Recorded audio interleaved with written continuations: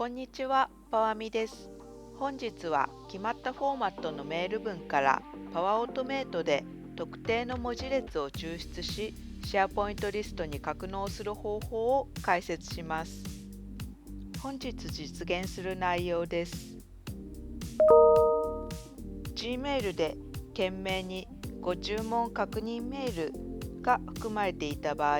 パワーオートメートフローが実行開始します。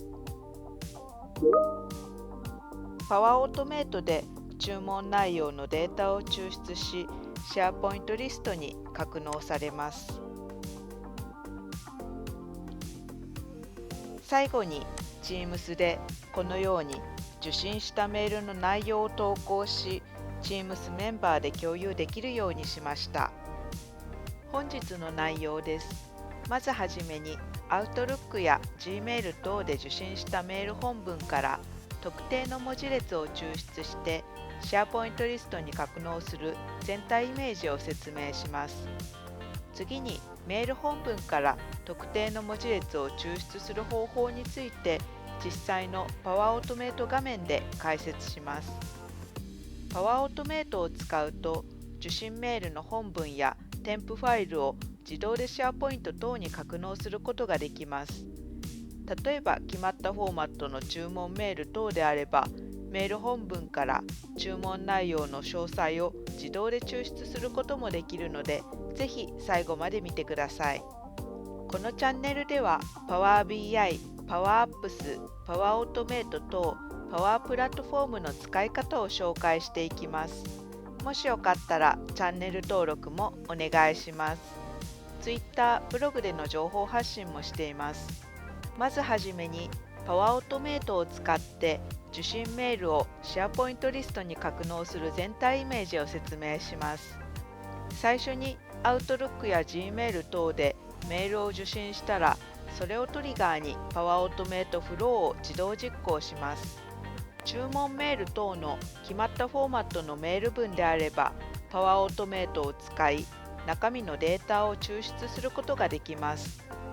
例えば注文日付、商品名、数量、税込単価等のデータをそれぞれ抽出し、シェアポイントリストに格納することができます。シェアポイントリストに格納すれば、後で Power BI 等でグラフ化し分析することも簡単にできます。その後、Teams 等で関係するメンバーに通知をすることもできます。受注日付や商品名のデータを取得しているので、Teams メンバーにも注文の詳細内容を通知したり、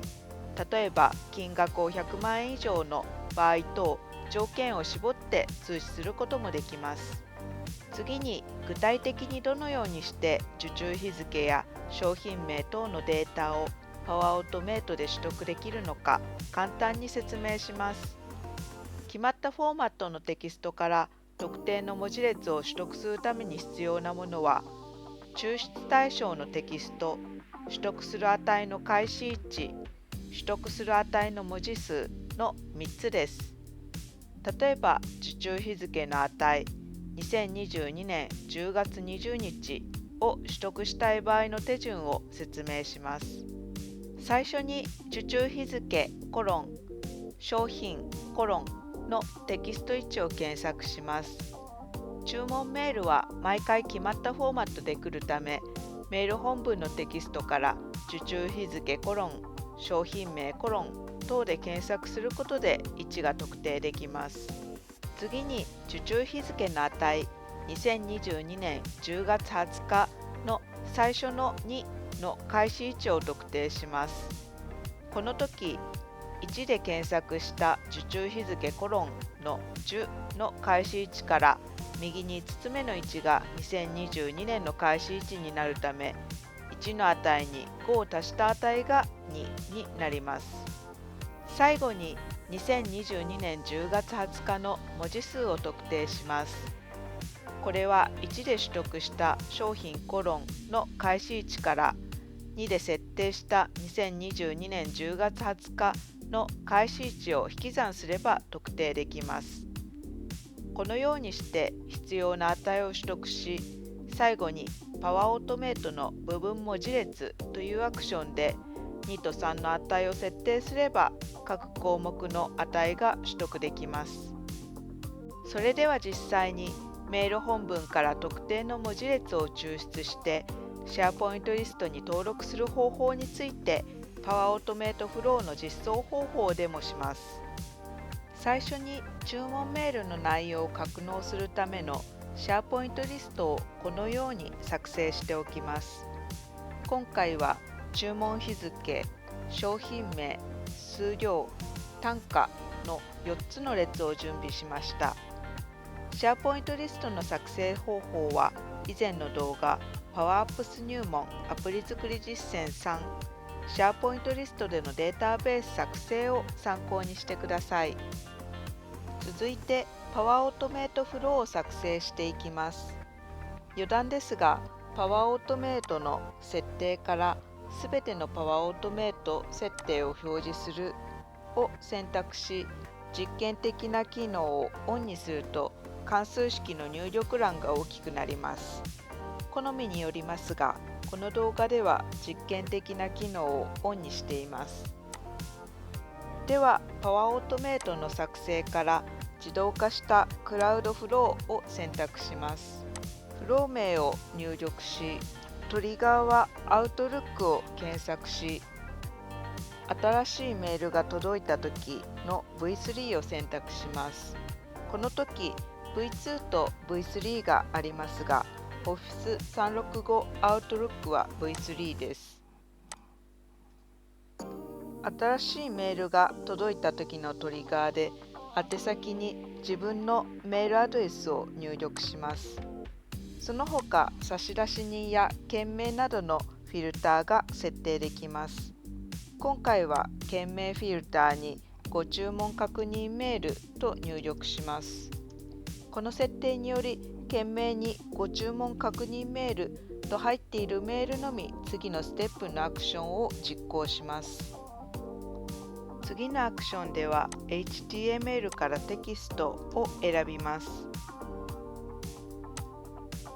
メール本文は HTML 形式となっているため、このまま扱うと HTML タグが含まれてしまいます。そのため、最初にメール本文を HTML からテキストに変換します。コンテンツは動的コンテンツで、新しいメールが届いた時の本文を選択します。続いてテキストの位置の検索のアクションを選択します。ここで受注日付、コロン等の開始位置を検索します。テキストには動的コンテンツで HTML からテキスト変換した本文を選択します。検索テキストには受注日付、コロンを入力します。同様に商品名、数量、税込単価、合計金額の開始位置も検索します。続いて変数を初期化するアクションを追加します。ここでは受注日付や商品名の値の開始位置を設定します。名前はテキストポジションアンダーバーデート等と名付け、種類は数字なので整数にします。値には@関数を使った式を書きます。式の追加をクリックし、@関数式を書いていきます。第一引数には先ほど設定した受注日付の開始位置を動的コンテンツから設定します。第2引数には受注日付の開始位置から加算する数字を設定します。今回は受注日付コロンと右に5つ加算した位置から実際の日付データが入っているため5と入力します。これで受注日付の値の開始位置が設定できました。同じようにしてその他のデータの開始位置も設定していきます。次に同じ変数を初期化するアクションを追加します。ここでは各値の文字列の長さを設定します。受注日付の値の長さは商品名の開始位置から受注日付の開始位置を引いて算出します。変数名をテキストレンアンダーバーデイト等とし、種類は整数を選択します。値はサブ関数を使って算出します。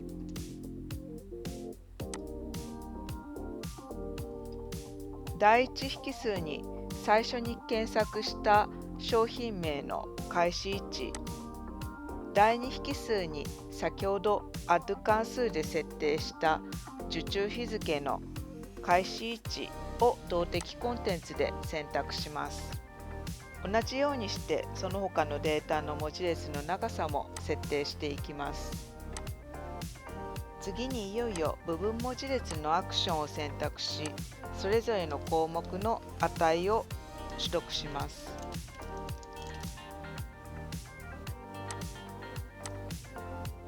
注文日のデータを取得するには、動的コンテンツでこれまで設定した値を選択します。テキストには HTML からテキストで変換した本文を選択します。開始位置は add 関数で算出したテキストポジションアンダーバーデイトを設定します。長さはサブ関数で設定したテキストレンアンダーバーデイトを選択します。その他の項目も同じように値を取得します。最後にシェアポイントリストに取得した値を登録します。アクションはシェアポイントの項目の作成を追加します。シェアポイントのサイト、アドレス、リスト名を選択すると、リストの列名が表示されます。シェアポイントリストの列に対応する部分文字列をそれぞれ動的コンテンツから選択すれば OK です。その後、Teams に通知をしたい場合は、Teams のチャットまたはチャンネルでメッセージを投稿するアクションなどを追加して通知メッセージを設定します。これで Power Automate のフローができたので、注文確認メールを送信してテストしてみます。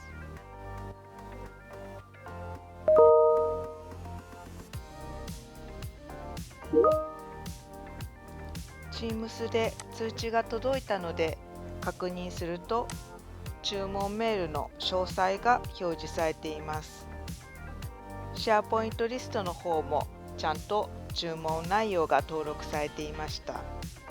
このようにして決まったフォーマットのメール文であれば、Power Automate を使って特定の文字列を抽出し、簡単にシェアポイントリストに格納することができます。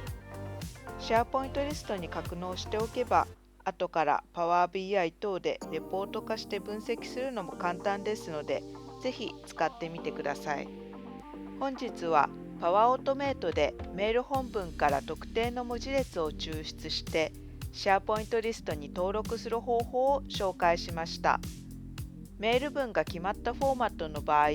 Power Automate で特定の文字列を抽出することができます。